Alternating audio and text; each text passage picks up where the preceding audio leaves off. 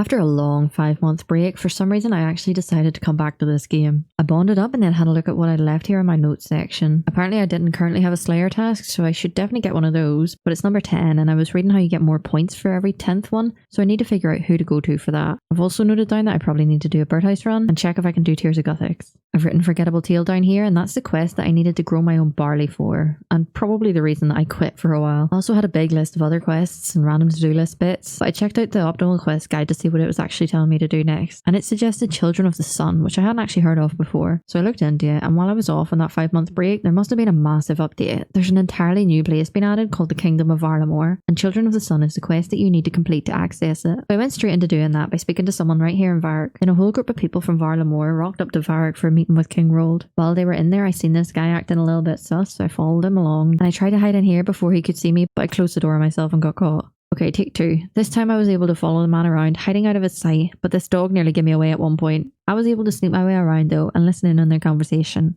Then I tagged all the guards that I thought were in on this thing, spoke to the security guard at the castle, and he was able to catch them all and lock them all up. Now I'd proven myself worthy of access to the Kingdom of Varlamore. And next up, the optimal quest guide wanted me to do Fight Arena. And I can tell by the name of that quest that I'm not going to enjoy that, so I prepped for a birdhouse run instead. I can do willows at the minute, and I had just about enough seeds to do a birdhouse run, so I went and replaced all my birdhouses, got 32 hunter along the way, and then decided to do Tears of Guthix. I didn't even check what it was going into, I just collected the juice and then waited for the drop, and it went into defense, which is so much worse than it going into range like last time. But it's free XP, so I'm taking it and moving on. I bought some seeds from the shop here in Draenor so that I can continue to do birdhouse runs, and then I thought it was about time that I figured out how to grow that barley. I checked if I had the seeds in my bank, which I actually did, and to protect it I need compost, which somehow I have as well. So I grabbed those along with some other things I probably need to do a farming thing, headed to the patches and started raking them, bought some of the stuff from the gardening shop so that I could leave it with a little leprechaun here too, but then I figured out that I couldn't actually plant barley in these patches, so I had to find a different one and plant my barley there. I paid to keep it safe here and then tried to figure out what to do while I waited for it to grow.